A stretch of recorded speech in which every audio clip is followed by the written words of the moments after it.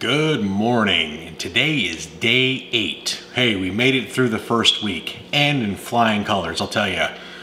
I am down exactly, I believe it's 12 pounds in the first week. And like I said before, I knew it was going to be a decent amount of weight because I was holding some water.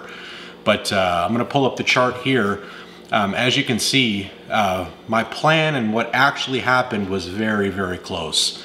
I stuck to my calories. A few days went a little over, a few days went a little under, but all in all, the total calorie intake for the entire week, I think I was off by 45 calories, which basically means I was spot on the entire time. When it came to the cardio, all 7 days check. Weightlifting, I hit all 6 routines, and I got my sleep in. And you put all those pieces together, you're gonna have a very successful week. So, I mean, what can I say? Yeah, we got some good momentum going. I was excited, and we're just gonna keep this going. So, and I'll tell you, boy, you know, some of the hunger was kicking in pretty strong in the last few days. I'm getting a little bit low on calories, and you know, today is a cheat day for me, so it's day 8. And I'll tell you what, some of those cardio days, a couple days ago, had a long day at work, couldn't get the cardio in the morning, and it was gonna have to come in the afternoon, and you roll through the door and oh man, I did not feel like doing cardio. But you know what? I made the commitment, and I got my butt on that treadmill and I got it done. Hey, that's just what it takes. You string together small victories day by day. It's not some major thing that you do once that brings you success. It's the little things day in and day out. When you do those and they add up over the course of a month, 3 months, a year, amazing things can be accomplished. And that's what we're gonna be doing here. So today is chest and back. I'm not gonna be filming today. So yeah, we're gonna head to the gym. I got a cheat meal today. I'm actually gonna be doing a food challenge today, which I'm super excited about. It's the Broken Yolk Cafe, the Ironman challenge. So I don't think it'll be too difficult, but I'm gonna go for time, and it'll be free if I get it. So it's gonna be a lot of fun today. So hey, keep the momentum going, stay strong with the stuff that you're doing, and your body is gonna be transforming before your eyes. So time to put down my morning coffee and head to the gym. All right, got cardio finished up, 20 minutes. And when you love cardio as much as I do, as in you hate it, 5 minutes feels like you're doubling the time. But let me share a little trick with you. If you have, say you have 20 minutes of cardio to do, just tell yourself you're doing 30 minutes. Tell yourself that the whole time. And before you know it, you'll be convinced that you're doing 30 minutes and your body's prepared for it. And right when you get to 20, you're done. So it goes a long way to think like that, and it makes the whole thing a lot more pleasant. So got that finished up. And something else I wanted to address is with lifting is about a post-workout meal or a post-workout shake. And my take on that is when I'm cutting, I don't do a post-workout meal or shake. Now, a lot of people insist that you always have to take the shake after an intense lifting session, and I'm not going to necessarily disagree with them. I've experimented with both, and I feel like I do get a little bit better recovery, slightly. But I also notice I don't cut as quick, and it really boils down to one thing.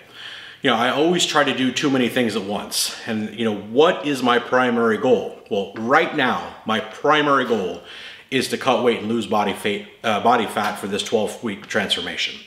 And I don't mind sacrificing a tiny, tiny bit of muscle in order to get slightly better results that builds the momentum, and it excites me more as I see the scale drop. And it's just a psychological thing for me. I can put the muscle on when we start lean bulking. So that's how I'm gonna do it. I certainly have nothing against people taking a post-workout shake or a meal right after a workout to get those quick carbs and some protein to start rebuilding. But the people that, if you're, an IFBB pro and every ounce of muscle matters, and people get way too caught up in that type of stuff. I don't think it matters as much as people think. For me, the cutting is the most important, and I'm gonna stick with 1 meal a day. Fasting all day helps preserve muscle a lot better than what people think. Tons of research done on that, check that out. But that's how I'm gonna do it. And when it comes time to lean bulk and really focus as the #1 goal to put quality muscle on, you best believe I'm going to be taking a post-workout meal or shake, you know, however we want to do it. So that's my take on it. I hope you guys, you know, take it for what it is. You know, do what works for you. Be consistent with it, even experiment, and, you know, just incorporate that into your plan and stick with it. What's up, guys? Approaching the end of day 8, and I'll tell you, tremendous day. I'm kind of stuffed from that food challenge I did earlier in the day. I don't think the calorie count was accurate on that, but boy, that video was sure fun to film. Check that out. It's coming out later in the week. Wanted to bring up a couple things. Ultimately, it's about your goals. And, you know, do you have your goals? Do you know what the end game is for your body? Because if you don't, you should. It'd be a shame to put in all this work and effort only to find out you get to a place that you didn't initially really want to be. And, you know, make sure you know where you're going with it, because it is going to take work and dedication to get there. Like, I know personally for me, it's more about just looking good. I want to build my muscle as much as I can while getting as lean as possible. And this brings up a point, Yubel Mastery, one of my subscribers, he has talked to me about it. I think the ultimate range for me is going to be about the 10 to 12% body fat. And the thing is, going below that is not worth the price. I'm fully aware of what it takes to get to single-digit body fat percentage, and what you have to do to get there and to maintain that, it's not worth it. I want to enjoy food. I want to continue to enjoy food. I want to live this lifestyle for the rest of my life and, you know, have a good physique and be lean and be healthy and feel good and have lots of energy.